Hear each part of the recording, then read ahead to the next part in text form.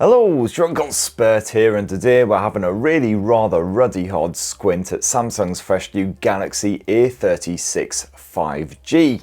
It's a budget-ish blower that'll set you back £399 here in the UK. Feels like about the 7th or 8th Samsung smartphone I've covered this year alone. But is it worth that cash? Well, we're going to have a good hard squint at what you get in the box and compare the A36 with last year's A35. And a good old test of the gaming chops, the camera tech, all the good stuff. And for more on the latest and greatest tech, please do subscribe and ding that notifications bell. Cheers! So first up, what do you get in that box? Well, of course, you got yourself one Samsung Galaxy A36 5G. Here's one I blue-peated and set up earlier. And you've also got yourself a Type-C to Type-C USB cable and a quick start guide. Ooh. And that's it, besides a bunch of recycled cardboard and of course a pokey SIM pin jobby.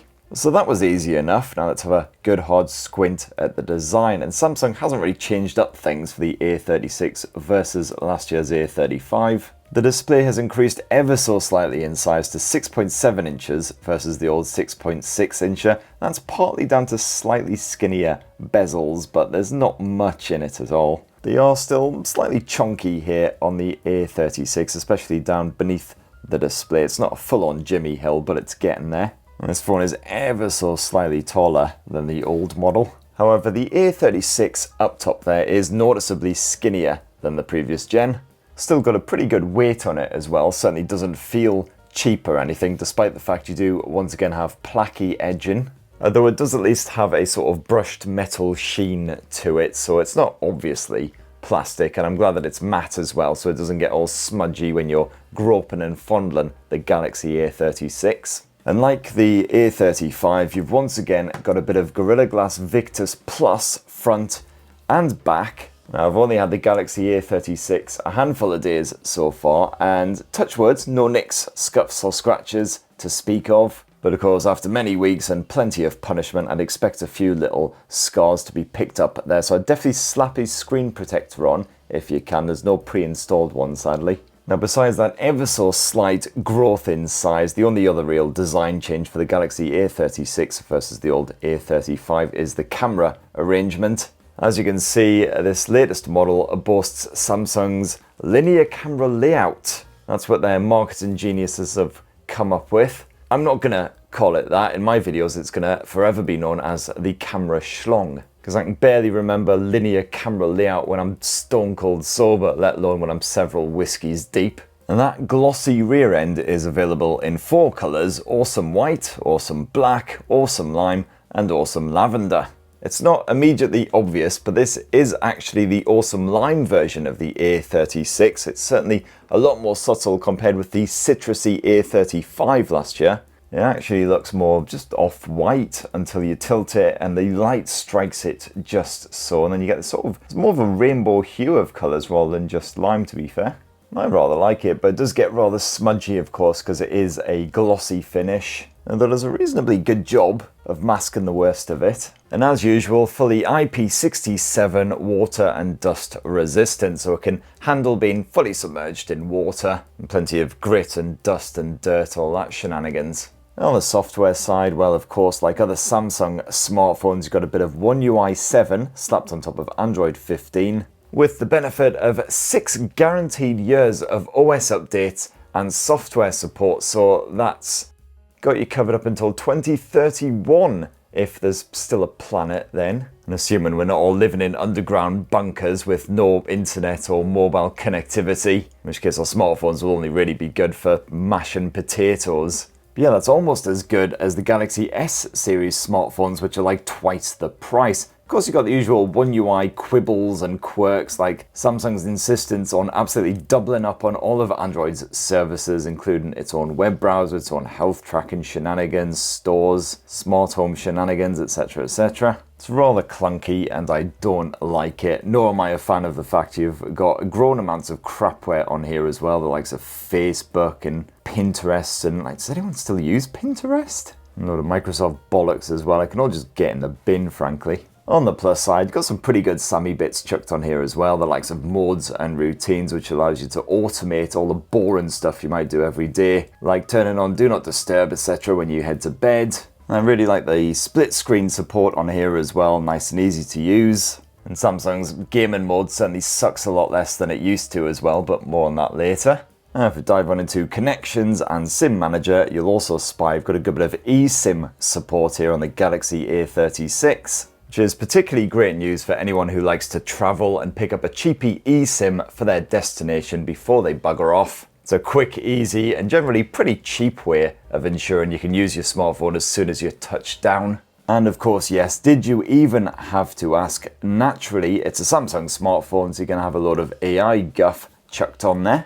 Although nowhere near as much as you get on the more expensive Sammy blowers, like the S-series stuff, and even the A56 has a few more bits crammed on there. So naturally, you've got a good bit of Gemini on here, as well as, of course, Samsung's own Bixby. Although, frankly, why you would use Bixby instead of Gemini, I've got no idea. It'd be like choosing to have a wet weekend in Wolverhampton rather than a fortnight in Barbados. And, of course, you've got all the standard googly, Androidy AI shenanigans, like good old circle to search. You've also got good old AI Select, of course, which I covered extensively on the S25 lot, but it's pretty good if you're, for instance, checking out a photo that you'd quite like to make your background. You can just give it a quick tap and then hit set as wallpaper. Nice and quick and easy. You could also quickly extract the text from any image. You can share an image online. And naturally, you've got those AI photo editing tools, which is one of the better efforts slapped here on the Galaxy A36. However, at the moment, a bit bulky. For instance, Object Eraser just doesn't seem to work at all.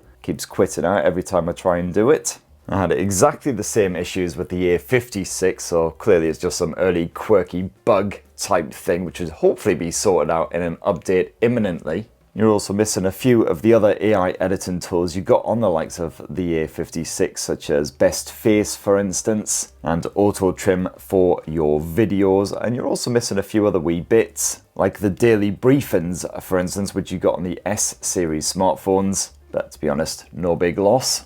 Now that display has been slightly upgraded compared with the previous generation. So the Galaxy A36 sports a 6.7-inch AMOLED panel, slightly bigger than the previous effort. It's still a Full HD Plus resolution display, so this visual is reasonably crispy despite the fact it's quite a sizable panel. HDR streaming currently not supported in Netflix, but you still got crispy contrast, pretty deep blacks, quite crisp whites, and really poppy, punchy colours as well, especially on the default vivid mode, where animated fare and the likes really slaps you in the chops. And a slight boost to the brightness compared with the older A35 as well. You really have to stick them side by side to really notice any difference, and squint pretty hard.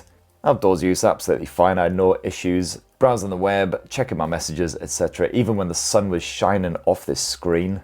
You've also got yourself a stereo speaker setup on the Galaxy A36. Not exactly perfectly balanced, that earpiece speaker is noticeably weaker and tinnier compared with the bottom mounted effort, but certainly proper bloody loud when you smash that volume all the way up, and the audio quality is respectably good. Absolutely fine, certainly for a bit of YouTube, and even a bit of Netflix or whatever, though I certainly wouldn't blast my tunes through it. As for the storage, well, I've got good news and I've got bad news. The good news is that certainly here in Blighty you get 256 gigs of built-in storage as standard.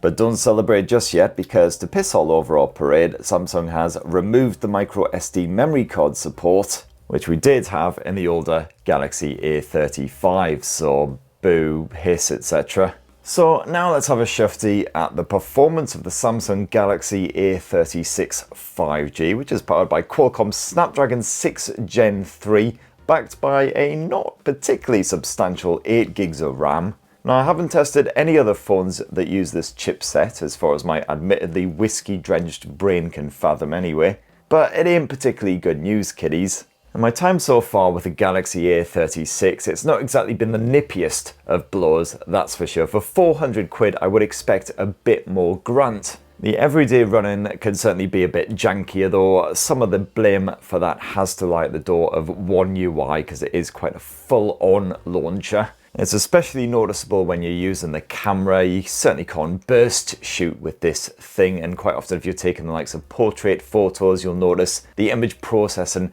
does take several seconds.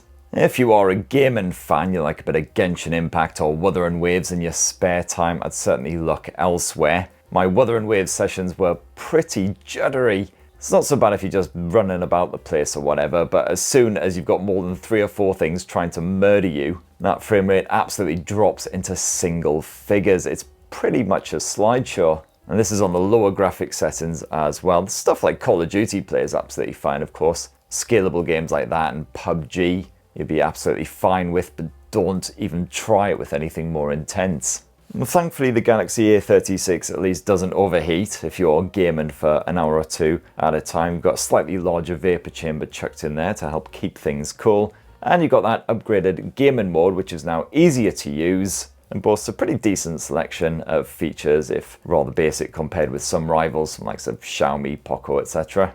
But thankfully, bugger all really to moan about with the battery side of things, because the Samsung Galaxy A36 once again has a 5000 mAh capacity cell crammed in there, despite the fact it's a slender phone than before. And just like the older A35, you get a full day of play from that, no worries whatsoever. You won't have to worry about recharging it halfway through the day. You probably just about last a full weekend if you're really light on it, you know, just doing a bit of messaging, a little bit of web browsing here and there, that's about it. And Samsung has taken pity on us and has actually boosted the charging speeds for this generation. So you've now got 45 watt fast charging support, the same as the likes of the S25 Plus and Ultra. Still not the nippiest around at this price point by any stretch of the imagination. Some of its Chinese rivals charge up twice as fast. But you will get a full charge in closer to 70 minutes, which really ain't too bad at all. And bugger all wireless charging, unfortunately, which is a feature you will find again on some rivals around this mid-range price point. So, you know, if you can't be bothered to bung a cable in it every night, you might want to look elsewhere.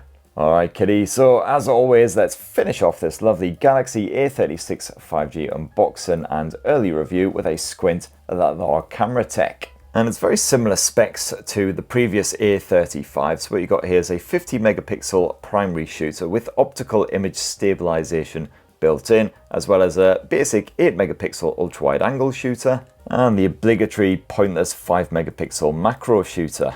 I do rather like the latest incarnation of Samsung's camera app because it's pretty simple and straightforward to use. You've got all your main toggles right here at the bottom now, so it is a lot more one-handed friendly. You can quickly and easily slap on the high resolution mode if you want to. You've got the likes of motion photo, change up the contrast levels, and you can also apply a filter, including your own custom filter, which you can create using any image you got stored on the Galaxy A36, be it a photo you've taken yourself or one which you've merely downloaded. Just select part of the image to use as the basis for the filter. And as you can see there, we've got a lovely reddy hue now. Otherwise, we can choose a completely different image and get a completely different effect. And again, if we just focus in on the deep blues down here in the bottom corner, doesn't have quite the desired effect. It mostly seems to have just whitewashed the image, but here ho. The good news is you can then manually tweak the likes of the color temperature, the contrast, the saturation levels to really get the kind of effect you were hoping for. And of course, you've got the usual selection of bonus modes, including portrait mode, a good bit of fun action. I hope you're having fun right now, because I'm certainly, oh my god, I've got fun gushing out of every orifice. You've got Samsung standards like the single take mode, of course, and the dedicated pro mode as well if you want to piddle about with the likes of the ISO levels, the EV, etc. But just on the regular photo mode, you're generally guaranteed some pretty decent looking photos. Certainly not too bad at all for a mid-ranger like this. The A36 can cope quite admirably with strong contrast. It does tend to brighten and saturate images still like other Samsung smartphones, and in low light you will get plenty of noise, but it'll do a job. And if you like to shoot a bit of home movie action on the go, where you can record up to 4K resolution footage at 30 frames per second, there's no 60 FPS option unless you bump the resolution down to full HD. And as long as you're not trying to shoot in quite dim lighting, then the Galaxy A36 again does a pretty decent job. Its visuals are fine again, strong contrast not really an issue. The stabilization is pretty good and the audio pickup's decent as well. Get a bit of wind feedback and some other issues, but overall quite clear and crisp. And then hey, around front you've got yourself a 12 megapixel selfie camera, which is certainly a downgrade in terms of specs compared with the previous generation, but I find it's absolutely fine for your everyday selfies. The portrait smarts are pretty good. And of course you can once again use that fun mode. So much fun! And once again, you can record up to 4K resolution footage at 30 frames per second, not 60 FPS, using that front-facing selfie cam, again with pretty decent stabilization and clear audio pickup, so no real issues there. Although yes, once again, in quite low light, it does kind of look a bit grainy and poo.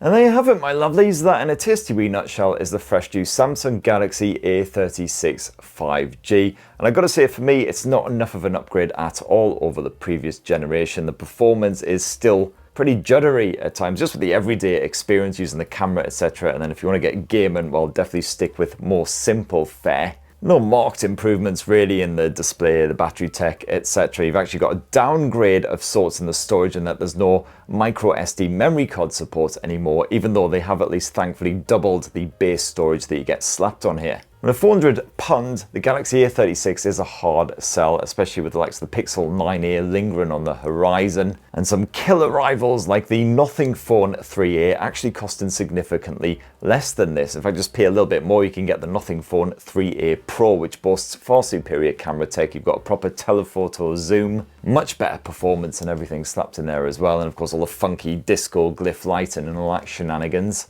But yeah, still slightly less annoying than the iPhone 16e. That's my thoughts anyway. What do you reckon of the Samsung Galaxy A36 5G? You've been using it as your full-time smartphone. Definitely let us know your own review down in the comments below. Please do plug subscribe and ding that notifications bell for more on the latest and greatest tech. And have yourselves a ruddy wonderful rest of the week. Cheers everyone. Love you.